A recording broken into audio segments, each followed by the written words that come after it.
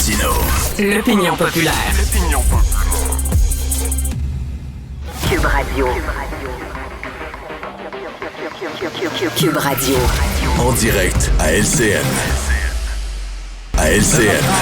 Richard Martineau à Cube Radio. Salut Richard. Salut Jean-François, c'est le retour d'un chum, c'est un chum. Oui, on s'ennuyait, un chum c'est un chum. Tu te souviens de cette phrase-là dans la commission Charbonneau. Alors, selon l'autorité des marchés publics, c'est le retour des contrats de gré à gré, pas d'appel d'offres. On donne ça comme ça à une entreprise. On sait c'est quoi dans ce temps-là? Un chum, c'est un chum. C'est le retour, ça a l'air peut-être du crime organisé dans le milieu de la construction. On parle du retour de la collusion. Chasser le naturel, il revient au galop. Et souviens-toi... C'est comme le grand ménage, toujours à refaire. Hein?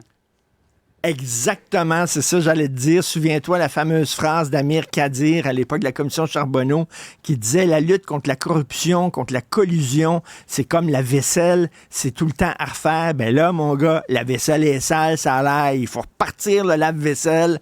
Alors, est-ce qu'on a besoin d'une autre commission? Mais bref, c'est incroyable. Avec tout ce qu'on a entendu, tout ça, tu laisses ça un petit peu tranquille pendant 2-3 ans, boum, la bébête te repogne là-dedans, toi, là, puis il faut refaire le ménage. Alors. On revient à nos bonnes vieilles habitudes, tout à fait.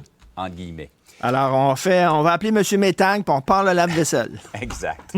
Hey, Richard, Donald Trump coupable sur toute l'année. Je pense que tout le monde a été surpris de la façon, la rapidité avec laquelle le jury en est arrivé à cette décision-là. Mais tu penses que pour les supporters de Donald Trump, ça change absolument rien?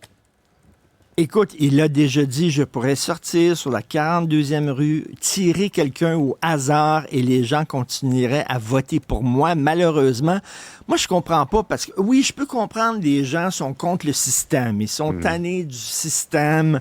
Des gens qui travaillent dans des usines qui ont été délocalisées en Chine ou en Inde puis qui disent, il y a une élite mondialisée. Eux autres sont pas touchés par la crise. Moi, j'ai perdu ma job.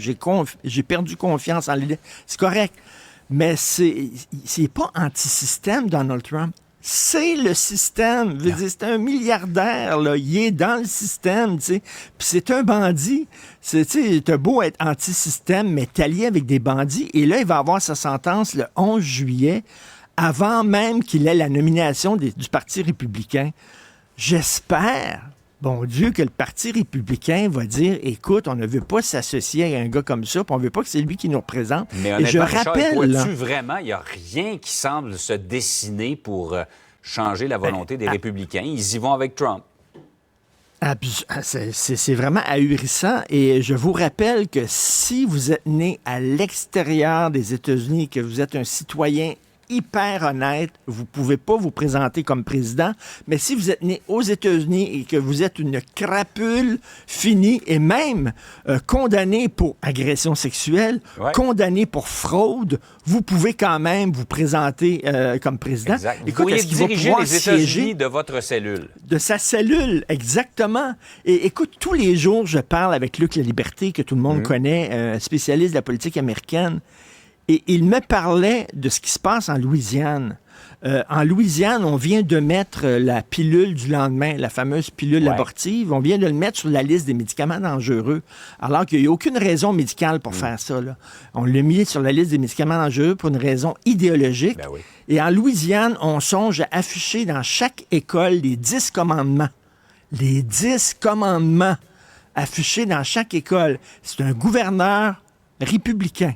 Alors, les sondages démontrent que Trump pourrait gagner, et non seulement il gagnerait, mais il serait majoritaire dans les 2 chambres et il serait majoritaire à la Cour suprême.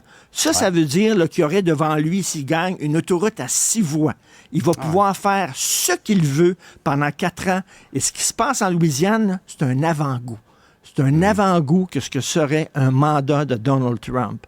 Je sais pas toi, mais moi, ça me fait freaker. Ben raide. Il y a beaucoup de gens qui craignent, disons, une dérive autoritaire et dictatoriale de Donald Trump s'il accédait au pouvoir. Il le dit lui-même, je vais être un dictateur pendant 24 heures. Pendant une journée, je vais me foutre des lois. Et qu'est-ce qu'il va faire dès qu'il va mettre le pied dans la Maison-Blanche et qu'il va gracier les coucous là, qui ont pris d'assaut le Capitole là, en pensant que les démocrates faisaient des orgies pédophiles dans des sous-sols de pizzeria. Là. Alors, il va les gracier, ces gens-là. Ça va être d'une beauté, là, et ça va être juste au sud de nos frontières. Ça. Absolument. Tu parlais des 10 commandements affichés dans les écoles. Je pense que Donald Trump a contrevenu à plusieurs de ces 10 commandements, à commencer par « Tu ne commettras pas d'adultère ». Oui, c'est ça. Tu ne convoiteras pas la femme de ton voisin. C'est ça, exactement. Je pense que c'est plus précis. Par ailleurs, chez nous, le Bloc veut que les accusés de crimes graves soient plus protégés par le fameux arrêt Jordan. Alors, l'arrêt Jordan, c'est que si un accusé n'a pas son procès dans un délai raisonnable, on tire la plug, le procès est avorté et il est libre comme l'air. Et là, le Bloc québécois, c'est Denis Trudel du Bloc, et je le salue, puis je salue l'initiative du Bloc québécois.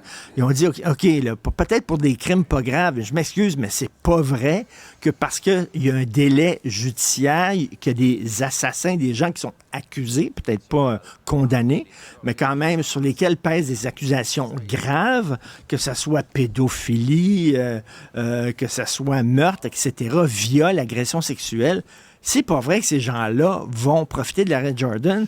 Alors là, le Bloc québécois dit, ben on va seulement, on va utiliser la clause ostentatoire. Le Canada peut utiliser la clause ostentatoire, se retirer de la Charte des droits. Et c'est intéressant, je voyais ce matin sur le site Internet du National Post, les Canadiens anglais disent, c'est une sacrée bonne idée. Et tu sais, les Canadiens anglais commencent à dire aussi, la Charte des droits, là, à un moment donné, ça va peut-être un peu trop loin. La fameuse Charte des droits du père Trudeau de 82, ça nous attache un peu les mains dans le dos. Et c'est drôle parce que pendant un bout de temps, ils chialaient contre le Québec en disant, vous voulez utiliser la clause non-obstant, la clause dérogatoire pour passer vos lois comme la loi 96, puis la loi 21, c'est épouvantable.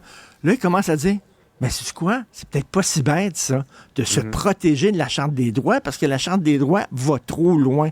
Alors, je trouve ça intéressant. Malheureusement, le gouvernement Trudeau a déjà dit, ils veulent rien savoir. Eux autres, ils veulent rien savoir de la proposition du Bloc. Donc, est-ce que ça veut dire que Justin Trudeau protège des criminels dangereux? Est-ce que c'est ça? Disons que les droits des criminels par rapport à ceux des victimes, des fois, on se pose des questions. Exactement. Très bonne question. Hey, bon Richard, week-end à tout le monde. Passe une excellente fin de semaine. À lundi. Hey, écoute, il faut dire, mon cher Jean-François, rapidement, Michel Rivard chantait « Le monde a besoin de magie ». Si vous avez besoin de magie, allez voir Curios, le nouveau spectacle du Cirque du Soleil. On s'est croisés hier. Une splendeur. Pendant quelques heures, Montréal était la plus belle ville au monde hier. C'est-à-dire que ça montre à quel point c'est bon. En plus. Oui. Salut.